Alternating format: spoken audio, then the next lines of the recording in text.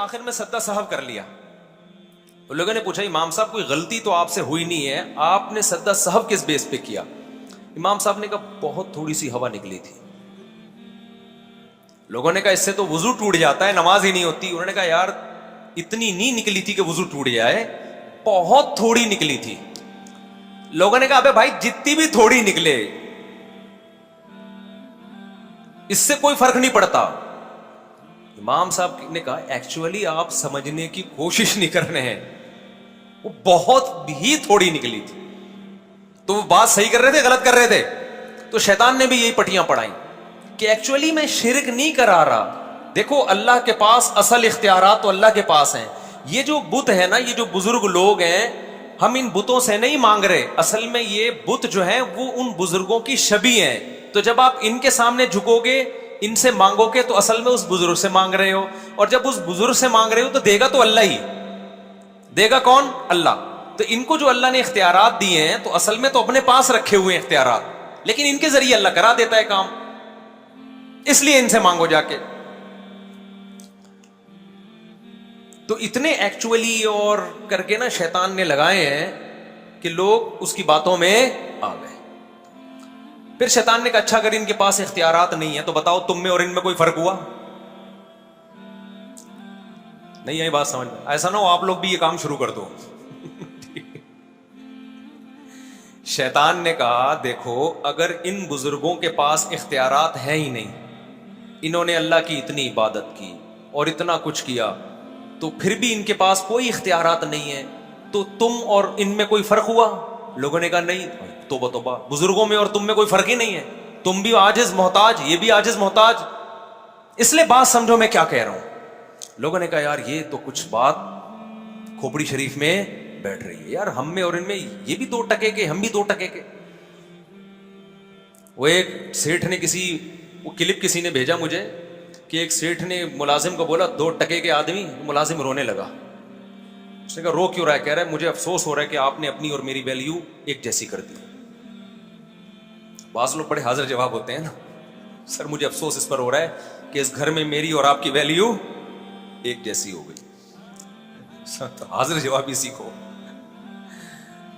پہلے ویلیو نہیں تھی, لیکن اس جملے کے بعد واقعی اس سیٹ کی ویلیو 2 ٹکے ہی کی ہو گئی.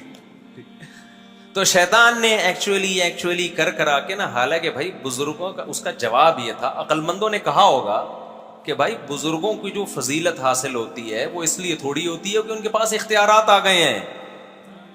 یا ایھا الناس انتم الفقراء الی اللہ, اے لوگو تم سب کے سب فقیر ہو, فقیر کے پاس کچھ بھی نہیں ہوتا.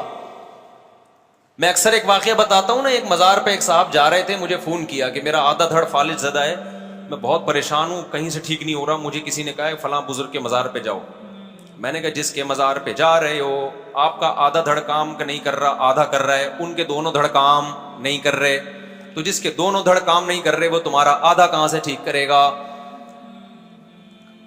کوئی بزرگ یا میت پھٹے پہ لیٹی بھی ہو, آپ غسل دے رہے ہو اور آدھا دھڑ کام کرنا شروع کر دے اس کا, تو آپ لیٹے ہوئے ہوگے, وہ بیٹھا ہوا ہوگا. کیا خیال ہے؟ بلکہ تھوڑی سی انگلی بھی ہل گئی نا مردے کی, مردہ جو لیٹا چاہے بزرگی کیوں نہ ہو, ذرا سا ہل گیا, آنکھ مار دیا. آپ دیکھو آپ مردے کو غسل دے رہے ہو, اس نے یوں کر کے آنکھ مار دیا, آپ قیامت تک کسی کو آنکھ مارنے کے قابل نہیں رہو. آپ کی آنکھیں فالج زدہ ہو جائیں گی, پھٹی کی پھٹی رہ جائیں گی آنکھیں آپ کی. تو اللہ میاں نے یہ بتایا ہے کہ بھائی یہ تو تمہاری طرح محتاج ہیں. مقام ان کو کیوں ملا ہے؟ مقام اس لیے ملا کہ اللہ کے نیک بندے تھے, ان کا آخرت میں بہت اونچا مقام ہوگا. تم نیچے والی جنت میں ہوگے, یہ اوپر والی جنت میں ہوں گے. یہ اللہ کے مقرب لوگ ہیں, یہ کوئی کم مقام ہے کیا یہ؟ تو نوح علیہ السلام کی قوم کو جو ہے نا شیطان نے یہ سارے سافٹ ویئر اس میں انسٹال کر دیے, اور ہر آنے والی نسل میں سافٹ ویئر اپڈیٹ کرتا رہتا تھا. ٹھیک ہے نا, سافٹ ویئر کیا کرتا رہتا تھا؟ اپڈیٹ. نیا ورژن آیا ہے, وہ رائٹ کلک کر کے نا اپڈیٹ پہ بٹن دباتا تھا, اگلی نسل اس سے زیادہ آگے چلی جاتی تھی. پھر آہستہ آہستہ لوگوں نے کیا کیا, ان سے مانگنا شروع کر دیا. وہاں کے علماء صلحاء نے ان کو سمجھایا کہ بھائی یہ ان سے کیوں مانگ رہے ہو, یہ تو پتھر ہے, تم نے اپنے ہاتھوں سے بنایا ہے. لوگوں نے کہا اصل میں ہم ان سے جب مانگتے ہیں نا تو یہ تو ایک علامت ہے, اصل میں ہم ان کے پیچھے جو بزرگ ہیں ان سے مانگ رہے ہیں. انہوں نے کہا بھائی ان کے پاس تو اختیارات نہیں ہیں تو وہ کیسے دیں گے تمہیں؟ تو بھائی ان کے پاس خود سے نہیں ہے, عطائی اختیارات ہیں, ذاتی نہیں ہے لیکن عطائی ہیں, اللہ کی عطا سے ان کے پاس اختیارات ہیں. جس خدا نے پیدا کیا تھا, پیغمبروں کو بھیجا تھا, آدم علیہ السلام کو بھیجا تھا کہ مخلوق دعاؤں میں کسے پکارے؟ مجھے پکارے. اس مخلوق نے اللہ کو پکار کے اللہ کی پکار کو چھوڑ کر مخلوق کو پکارنا شروع کر دیا. پھر اللہ نے نوح علیہ السلام کو بھیجا. نوح علیہ السلام قوم کو سمجھاتے رہے کہ چھوڑ دو اس بت پرستی کو, لیکن شیطان سافٹ ویئر ایسے اپڈیٹ کر چکا تھا کہ ان کے اندر سے بت پرستی اور شرک کے جراثیم 950 سال کی محنت میں بھی نہیں نکلے, تو ہماری 2 تقریروں میں کہاں سے نکل جائیں گے؟ جو ہدایت چاہتا ہے نا اس کو ایک تقریر میں اس کے سافٹ ویئر صحیح ہو جائیں گے, اس کے وائرس ختم ہو جائیں گے. جو ہدایت نہیں چاہتا آپ 950 سال بھی اس کو سمجھائیں گے, اس کی سمجھ میں توحید نہیں آئے گی. جس نے سمجھنا ہوتا ہے ایک تقریر سے سمجھ جاتا ہے, وہ جو نہیں سمجھنا چاہتا 950 سال کی محنت بھی ضائع.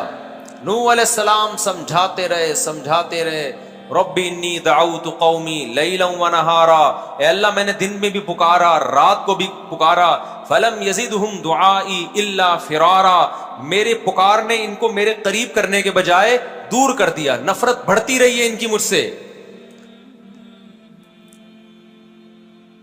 کیسے عجیب الفاظ ہیں سورہ نوح کے. ربی انی دعوت قومی لیلا ونہارا فلم یزدہم دعائی الا فرارا وانی کلما دعوتہم لتغفر لهم جعلوا اصابعهم في آذانهم واستغشوا ثيابهم واصروا واستكبروا استكبارا. اے اللہ جب بھی میں ان کو پکارتا تھا یہ اپنی کانوں میں انگلیاں ٹھوس لیتے تھے, اپنے آپ کو مجھے دیکھ کے چادروں میں چھپا لیا کرتے تھے کہ نوح ہمیں سمجھانا نہ شروع کر دے علیہ الصلوۃ والسلام. فقلت استغفروا ربکم انہ کان غفارا, میں نے اپنی قوم سے کہا توبہ کرو خدا کے سامنے, چھوڑ دو ان کو, جس کی یہ عبادت کرتے تھے تم بھی انہی کی عبادت, اسی کی عبادت کرو جا کے. انہ کان غفارا یرسل السماء علیکم مدرارا ویمددکم باموال وبنین یہ صبح روزانہ پڑھتا ہوں فجر میں یہ سورت ہر دوسرے دن پڑھتا ہوں.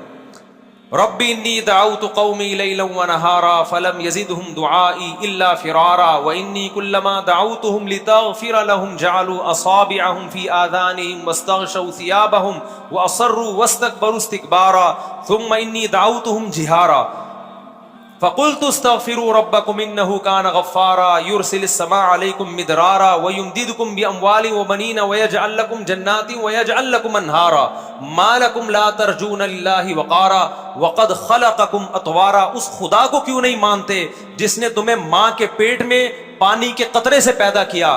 اس پیدائش میں ان بزرگوں کا, پیغمبروں کا, فرشتوں کا کوئی ہاتھ نہیں ہے, تو اس خدا سے کیوں نہیں مانگتے؟ الم تروا کیف خلق اللہ سبع سماوات طباقا, دیکھتے نہیں اس خدا نے کیسے مضبوط آسمان بنائے ہیں.